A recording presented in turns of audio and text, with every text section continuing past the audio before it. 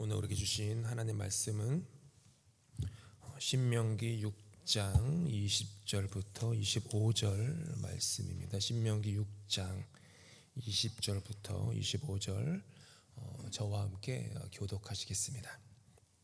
제가 먼저 20절 읽습니다. 후일에 네 아들이 내게 묻기를 우리 하나님 여호와께서 명령하신 증거와 규례와 법도가 무슨 뜻이냐 하거든 너는 내 아들에게 이르기를 우리가 옛적에 애굽에서 바로의 종이 되었더니 여호와께서 권능의 손으로 우리를 애굽에서 인도하여 내셨나니 곧 여호와께서 우리의 목전에서 크고 두려운 이적과 기사를 애굽과 바로와 그의 온 집에 베푸시고 우리 조상들에게 맹세하신 땅을 우리에게 주어 들어가게 하시려고 우리를 거기서 인도하여 내시고 여호와께서 우리에게 이 모든 규례를 지키라 명령하셨으니 이는 우리가 우리 하나님 여호와를 경외하여 항상 복을 누리게 하기 위하심이며 또 여호와께서 우리를 오늘과 같이 살게 하려 하심이라.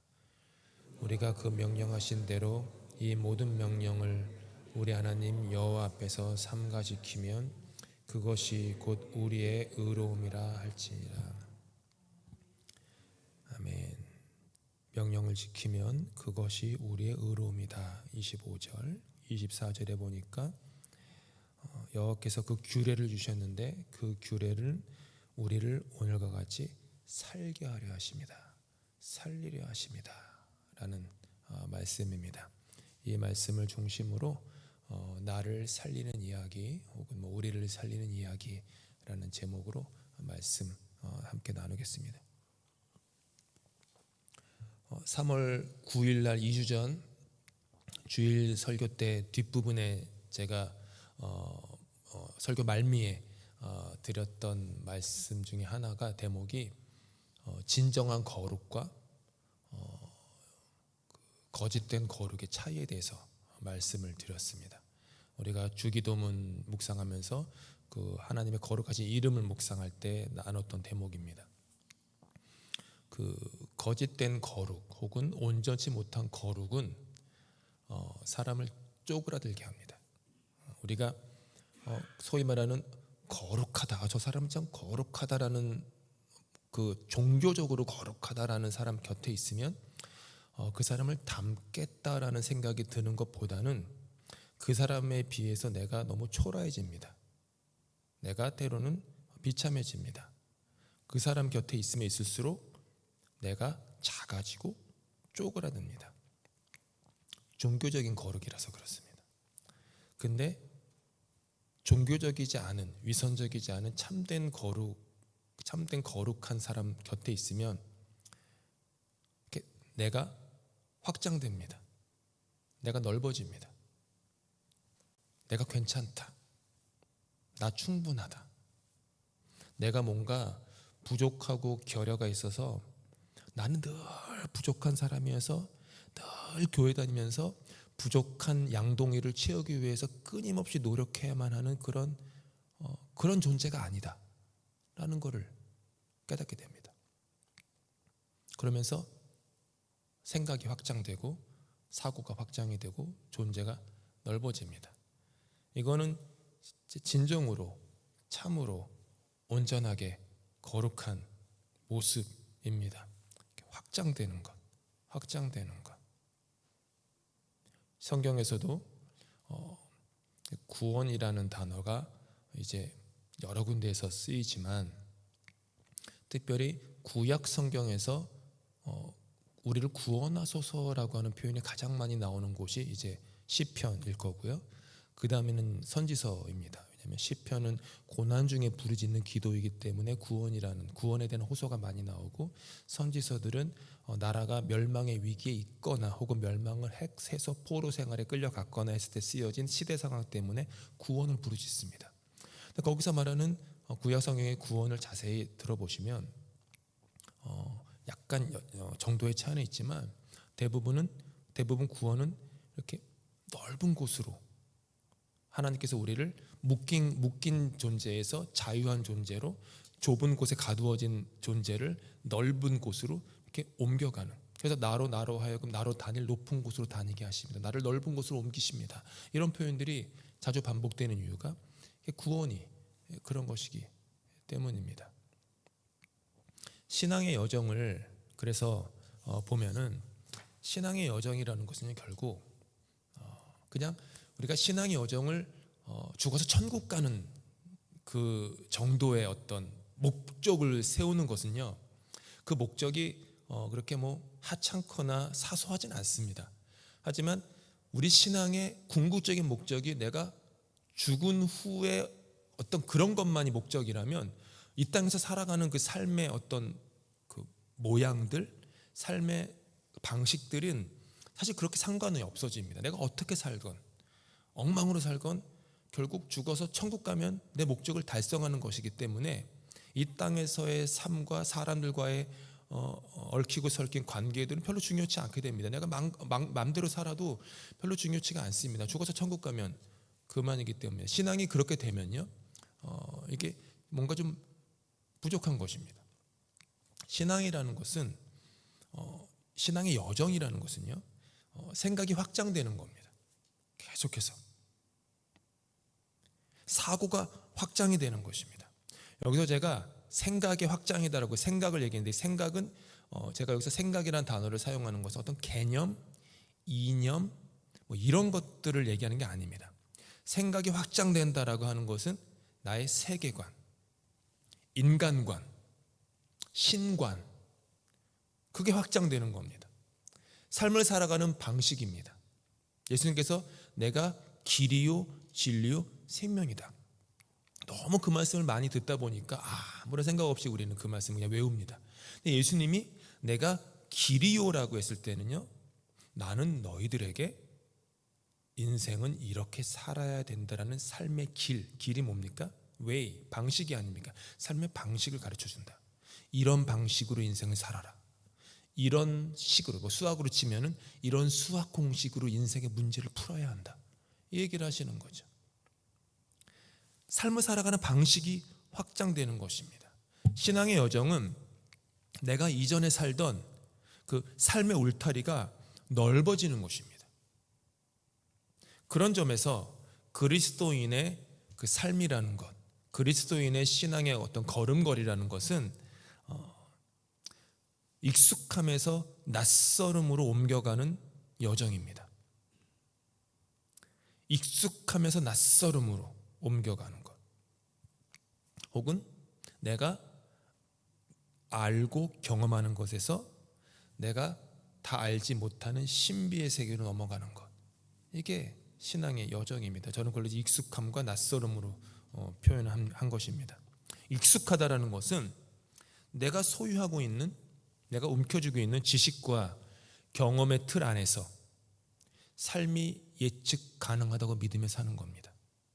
내 삶은 나의 지식과 나의 경험과 나의 열심과 나의 부지런함과 나의 노력으로 충분히 예상 가능하고 내가 꾸려나갈 수 있어. 나는 내 인생을 계획했고 내 인생은 내가 계획한 코스에 따라서 움직여. 내가 주장해. 그게 익숙함의 삶입니다. 혹은 익숙함을 추구하는 삶이라고 말하실 수 있죠.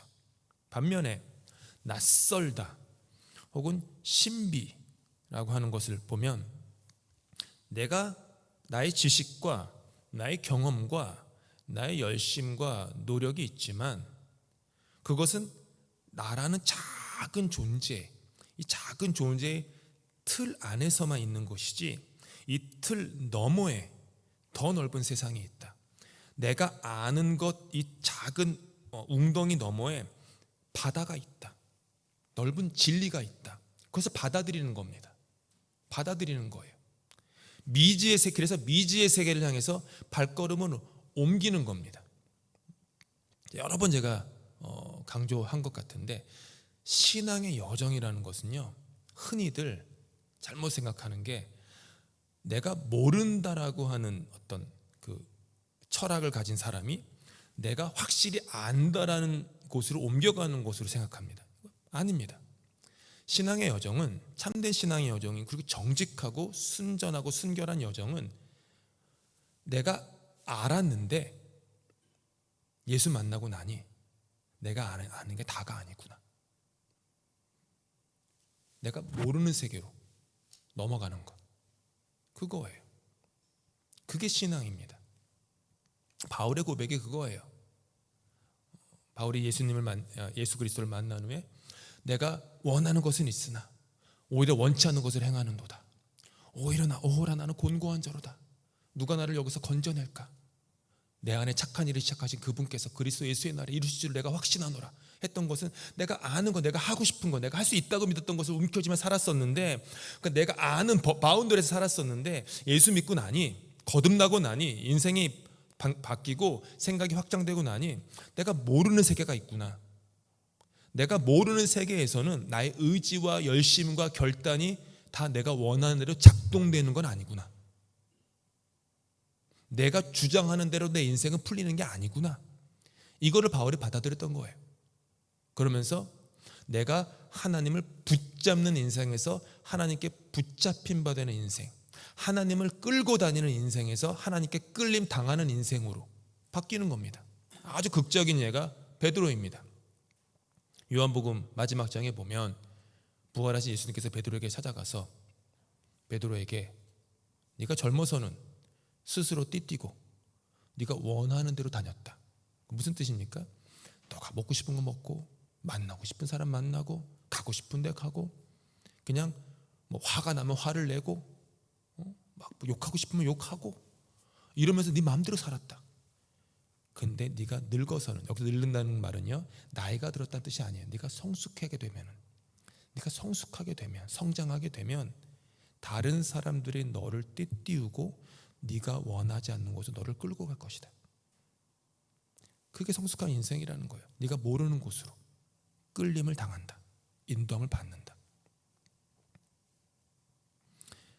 성경에 등장하는 하나님을 만난 수많은 사람들이 있습니다. 그들은 여러 시대에 따라서 여러 다른 모양으로 만났지만 공통점이 있습니다.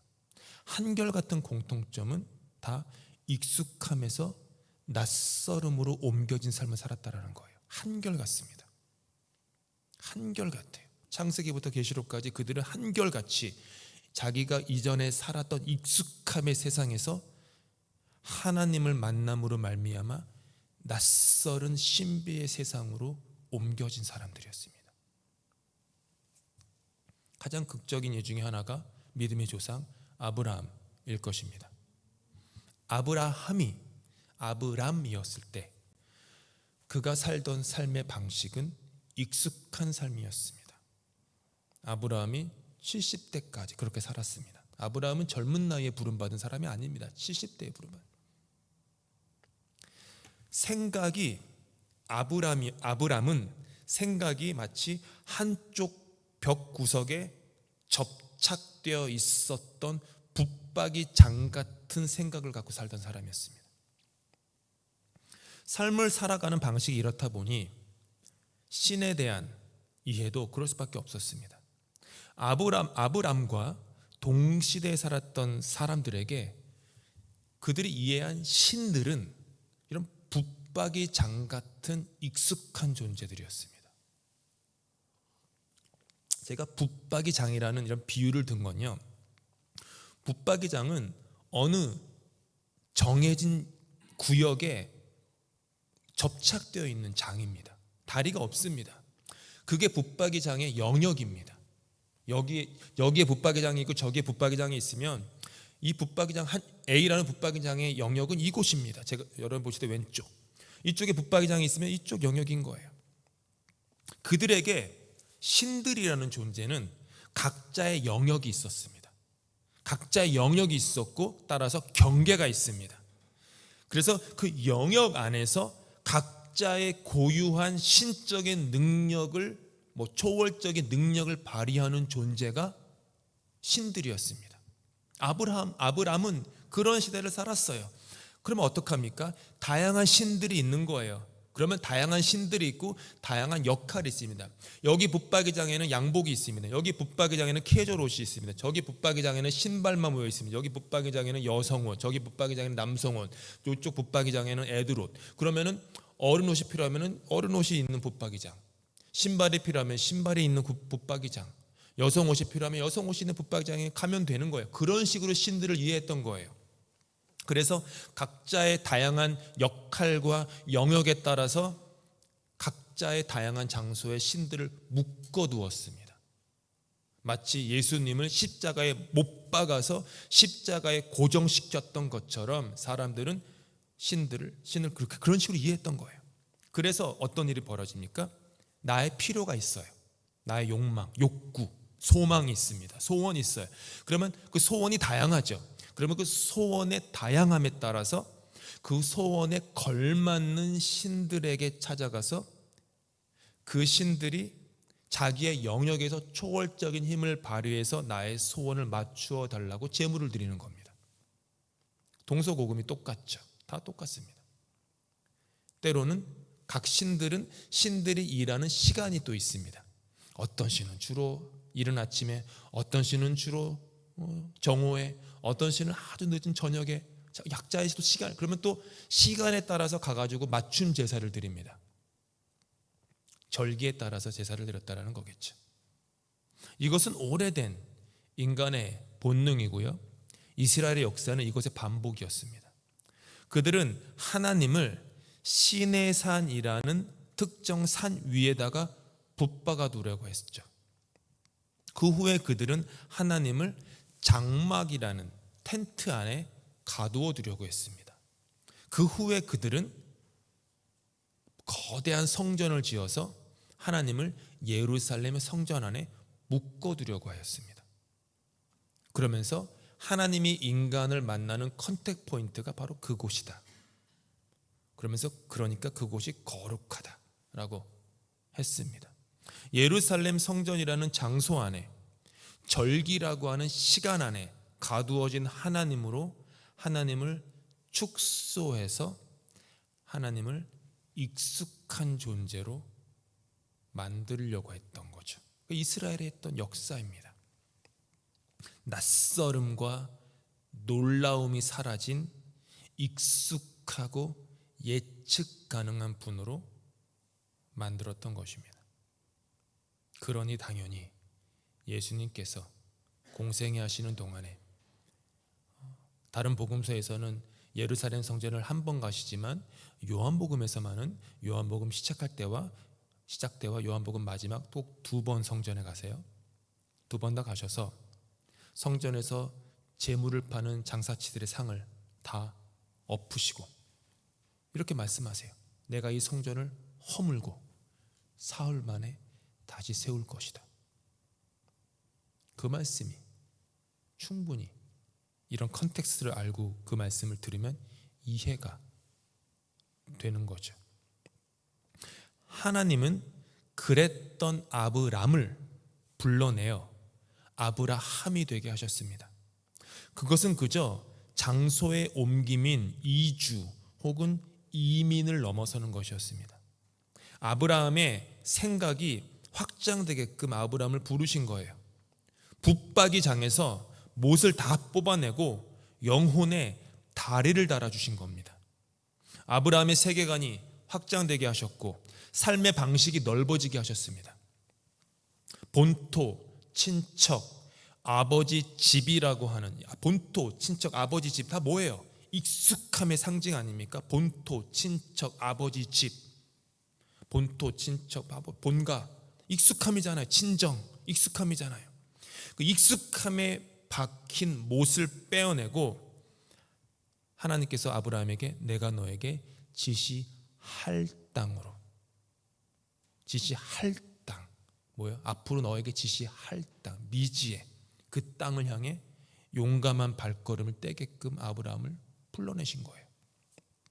움직이는 낯선 삶, 그것이 그가 살아낸 새로운 삶의 방식이었습니다. 그게 아브라함이 살아낸 새로운 삶의 방식이었어요. 이전까지는 누구도 그런 삶을 살지 않았어요. 아브라함이 시작한 거예요. 그리고 우리는 그런 아브라함을 뭐라고 부릅니까? 믿음의 조상이다. 그러면 믿음은 뭡니까? 아브라함이 살았던 삶처럼 살아가는 것. 그게 믿음, 신앙입니다. 그리스도인의 삶은 아브라함처럼 여정입니다. 이것을 우리는 순례의 길이라고 부르기도 하는데 나그네 길이라는 뜻이겠죠. 순례의 길, 나그네 길. 이것은 그저 낭만적인 휴가 여행이 아닙니다. 나그네는 무거운 짐을 지고 다닐 수 없는 존재입니다. 그는 계속 움직여야 하기 때문입니다. 한 번도 경험해보지 못한 새로운 세상과 맞닥뜨려야 하기 때문입니다. 때로 그는 위험에 직면하기도 합니다. 그래서 그는 늘 가벼워야 합니다.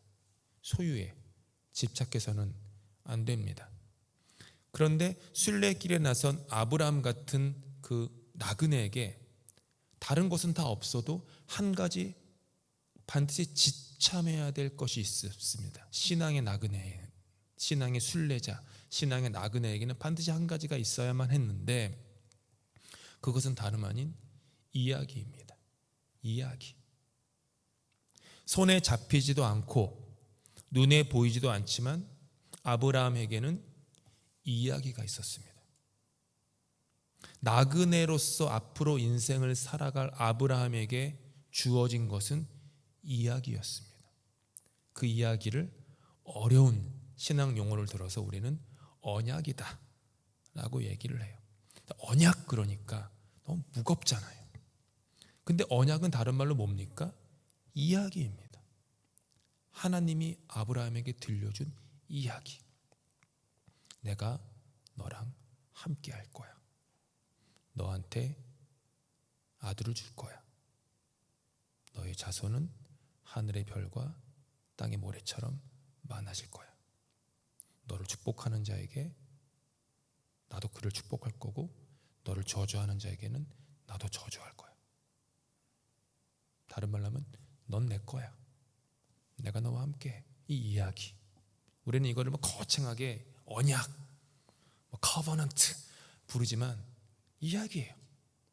아브라함에게는 이 이야기가 있었습니다. 신앙의 표본인 아브라함은 이 이야기를 가지고 다녔습니다. 그리고 나그네 여정 가운데 당연히 각양각색의 수많은 위험에 맞닥뜨렸습니다. 위험에 맞닥뜨릴 때마다 길이 막혔습니다. 문이 닫힌 거예요. 그때마다 아브라함이 꺼내들었던 마스터키는 뭡니까? 이야기. 그 이야기로 문을 엽니다. 그 문 너머의 새로운 세상으로 들어갑니다. 가다가 또 다른 닫힌 문을 만납니다. 또 하나님이 나에게 들려준 이야기를 꺼냅니다.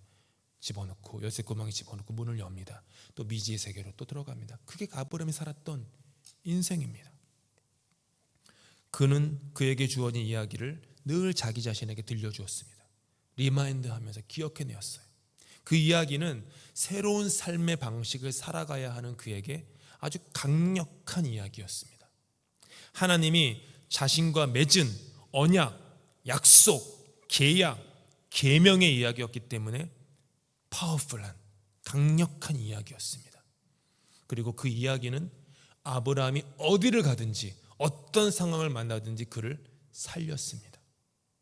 그를 살리는 것은 이야기였습니다. 오늘 우리가 함께 읽은 신명기의 말씀이 바로 이것에 대한 말씀이에요. 나그네 된 너희여, 이방인이 된 너희여, 새로운 삶의 방식으로 낯선 삶을 살아내라고 부름받은 너희여, 이제 너희는 이 이야기를 기억해야 한다. 그리고 이 이야기를 계속해서 후대에게 전달해야 된다 라는 말씀인 거예요. 보다 쉬운 성경인 새 번역으로 읽으면요, 그 내용이 이런 거예요. 20절, 23절을 제가 새 번역으로 읽으면 이렇습니다. 나중에 당신들의 자녀가 주 당신들의 하나님이 당신들에게 명하신 훈령과 규례와 법도가 무엇이냐고 당신들에게 묻거든 당신들은 자녀에게 이렇게 알려주십시오.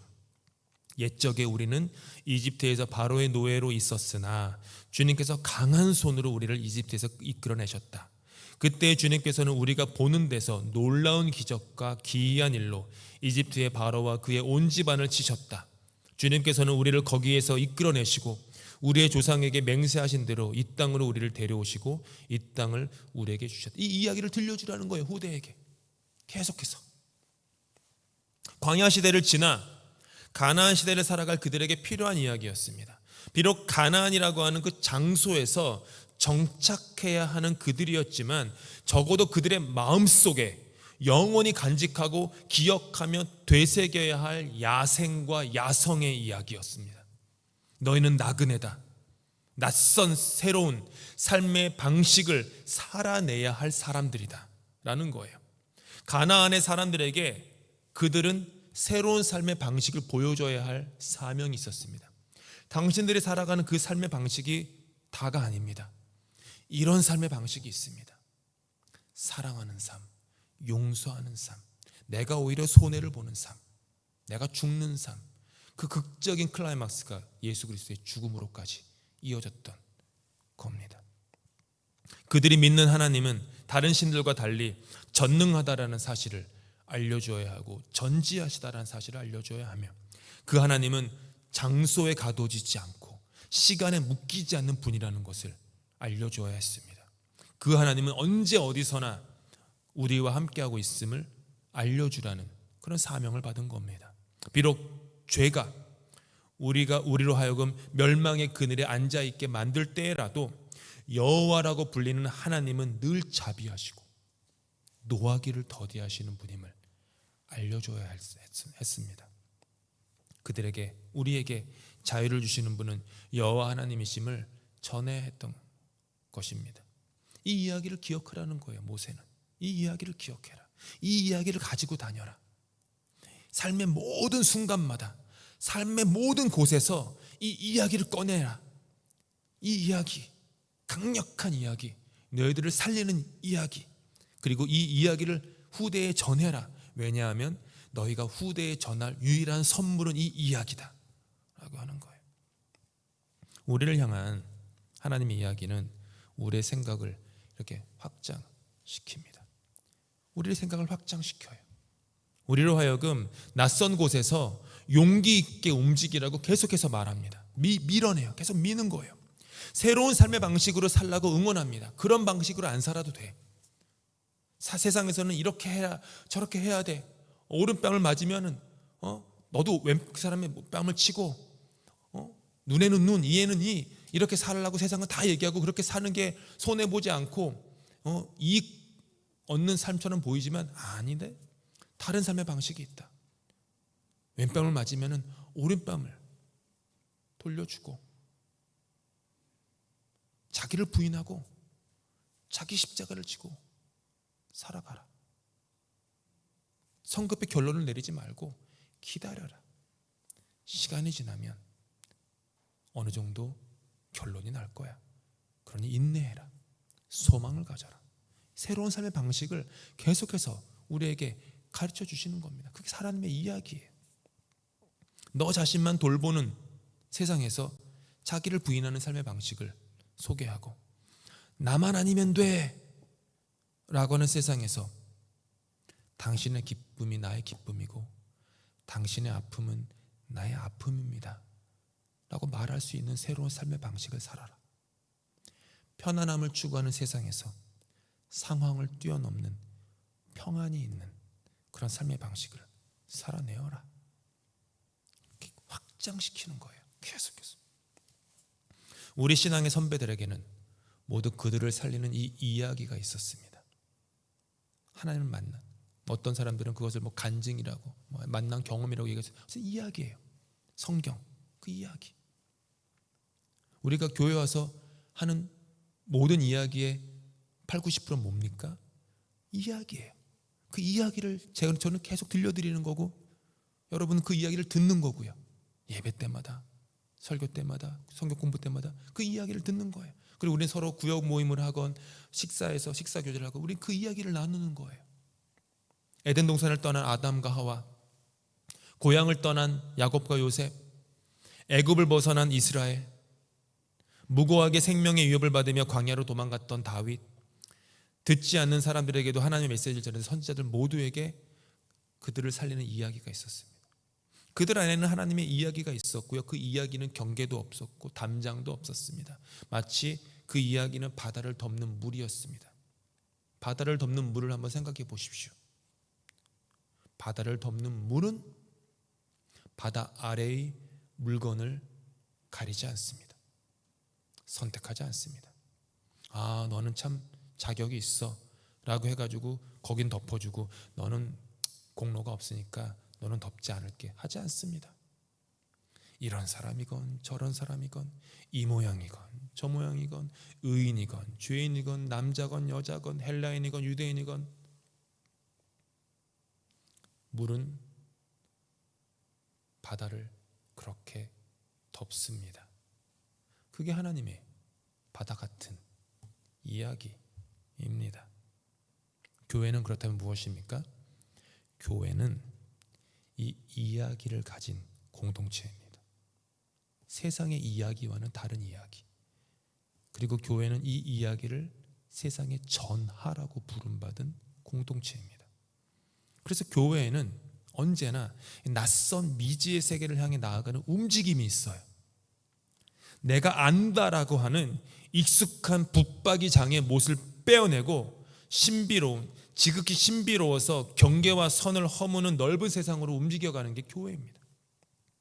교회는 세상에 이와 같은 새로운 이야기를 들려주는 곳이에요. 세상에 익숙한 이야기가 아닌 낯선 사랑의 이야기, 너무나도 낯선 은혜의 이야기, 한 번도 들어보지 못했던 용서의 이야기, 화해의 이야기, 품음의 이야기, 내가 가진 힘과 권력의 무기를 내려놓는 이야기, 십자가를 지는 이야기, 죽음이 끝이 아닙니다라고 말하는 이야기, 그 이야기를 전하는 공동체가 교회입니다. 이 이야기는 오래된 이야기입니다. 하지만 그렇다고 그저 과거의 좋던 때의 이야기만은 아닙니다. 이 이야기는 과거의 추억에 사로잡혀 있지 않아요. 이 이야기의 본질은 앞으로 내가 어떤 사람이 될지에 대한 이야기예요. 이게 중요한 차이예요. 앞으로 내가 어떤 사람이 될지에 대한 이야기. 하나님께서 아브라함을 부르시면서 내가 너에게 지시할 땅으로 가라라고 하신 것은 바꾸어 표현하면 아브라함, 내가 앞으로 너를 어떤 사람으로 만들지 그 이야기를 지금 너에게 주는 거야. 그거예요.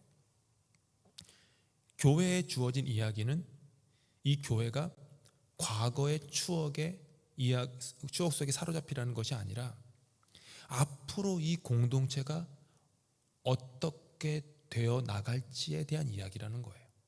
어떻게 형성되어 나갈지에 대한 이야기. 우리의 인격과 우리의 성품이 어떻게 형성되어 나갈지에 대한 이야기인 겁니다.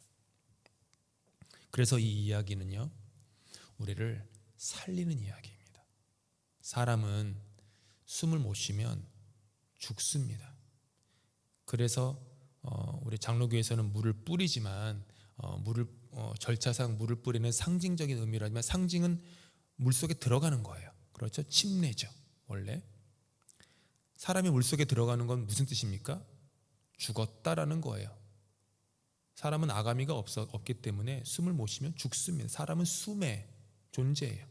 그렇죠? 창세기 2장에서 3장에서 말씀하신 것처럼 사람은 숨이 있어야만 생명, 살아있는 존재입니다. 물속에 들어갔다는 건 죽었다라는 거예요.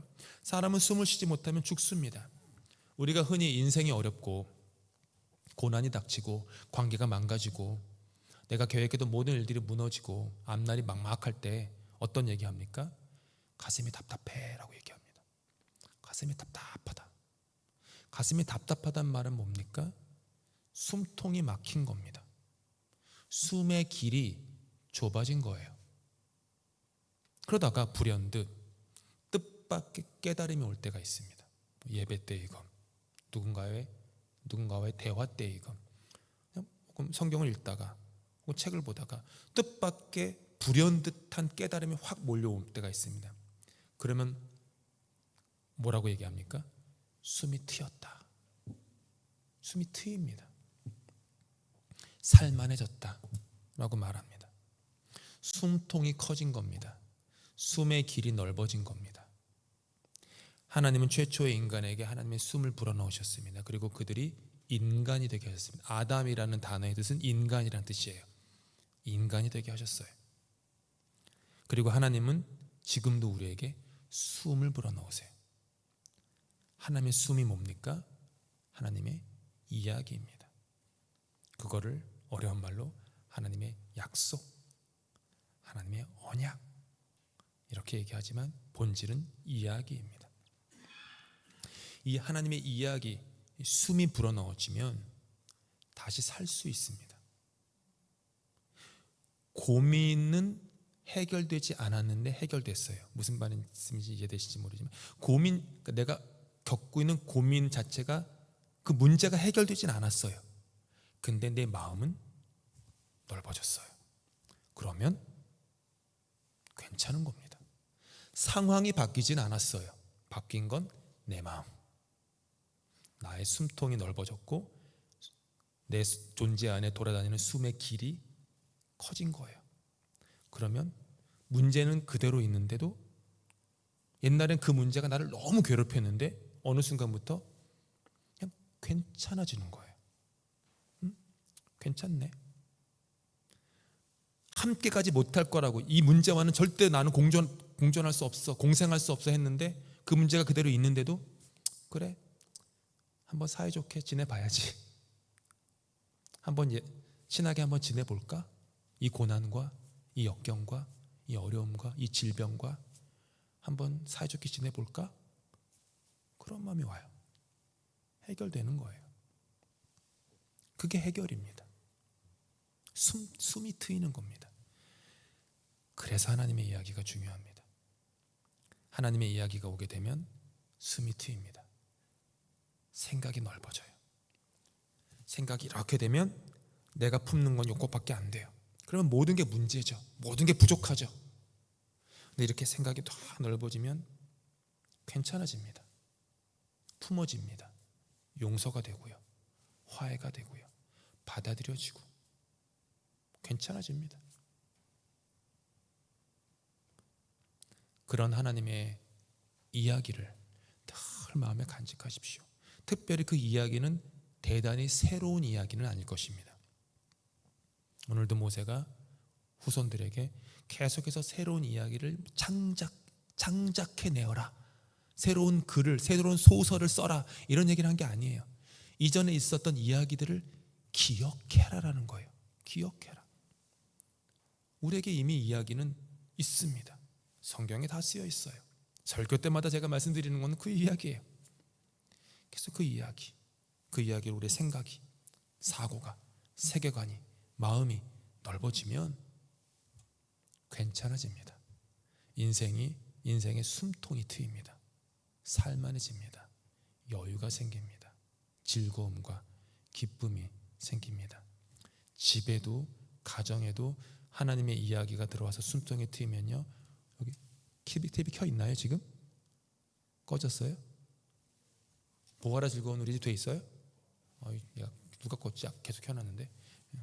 보아라 즐거운 우리 집 될 수 있는 겁니다. 보아라 즐거운 우리 집. 하나님의 이야기가 있어서 숨통이 트이면 보아라 즐거운 우리 집이 되는 것입니다. 여러분을 살리는 그 이야기를 늘 간직하고 신앙의 순례자로, 나그네로 어디를 가시든지 어떤 상황을 만나든지 그 이야기를 꺼내십시오. 그리고 그러면 그 이야기가 여러분을, 이 교회를 살릴 것입니다. 기도하시겠습니다. 사랑의 하나님, 우리에게 늘 말씀하시는 하나님입니다. 성경은 처음부터 끝까지 하나님은 말씀하시는 분이라고 가르치고 있습니다. 심지어 요한은 그 말씀이 육신이 되었다고까지 선포하였습니다. 말씀은 이야기입니다. 우리를 살리는 구원의 이야기입니다.